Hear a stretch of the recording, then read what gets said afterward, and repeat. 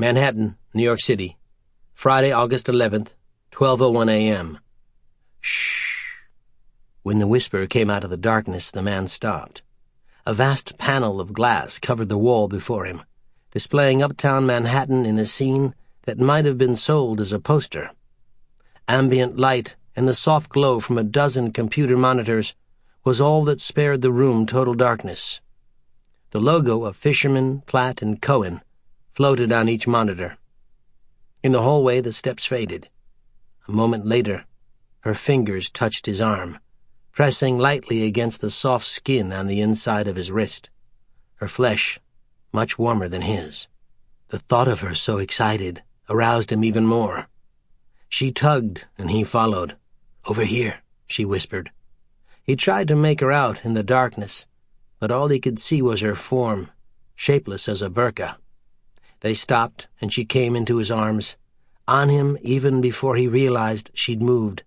Her scent was floral, her mouth wet and also warm, tasting of peppermint and her last cigarette. After a long moment, she pulled back. He heard the whisper of clothing across nylon, the slight sound of her skirt dropping to the carpet. He sensed, more than saw, her form stretch on the couch. He unbuckled his trousers and let them drop around his ankles. He remembered his suit jacket. As he removed it, her hand touched his erection through his undershorts. She tugged them lower, then encircled him with her fingers. Her grip eluded him, and as he entered her, a single computer screen sprang to life behind the groaning couple. Turning blue, it read, "Rebooting." After a few seconds, the screen flickered and read, "No operating system found." The screen turned black.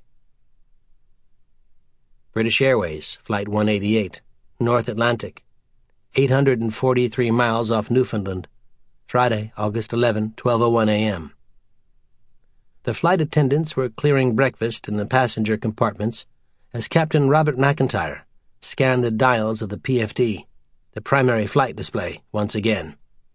Beside him, co-pilot Sean Jones sat facing dead forward in that semi-hypnotic posture, so common to commercial pilots on extended flights. The sound of the twin engines well behind the pilots was distant. Outside, air slipped past the airplane with a comforting hiss.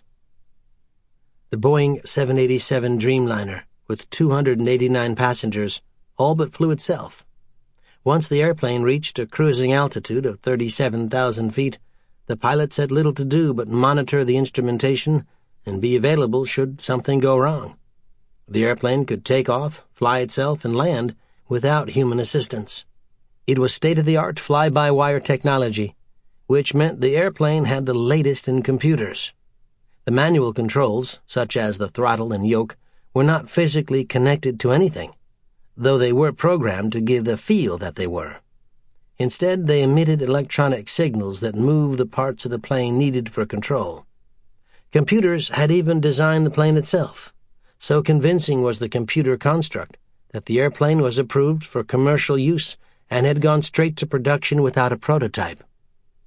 McIntyre commented from time to time that the 787 was the most beautiful and well-behaved airplane he'd ever flown. "Any plans in New York?" he asked his co-pilot. Jones sat motionless for several long seconds. "Excuse me," he said finally. "Did you say something?" "Want some coffee? I think you were off somewhere." Jones yawned. "No, I'm all right. I get so bored, you know." McIntyre glanced at his wristwatch. They were still more than an hour out of New York City. "Better watch it. You'll be on record in another half hour." The cockpit voice recorder functioned on a half-hour loop, constantly recording 30 minutes at a time, again and again. Pilots had long learned to be utterly frank only when they were not within half an hour of approach or for the first half hour after takeoff. These were the times anything unusual occurred, if at all. Once in the air, the airplane was all but unstoppable. "I know, but thanks. Plans, you asked? Nothing much. How about you?" "Just a walk in the park, I think. I'm too old for the rest." "Right, tell it to your wife." Jones glanced back outside. "What's the altitude?" "Let's see, right at 37,000. Jesus, we're at 42,000 feet."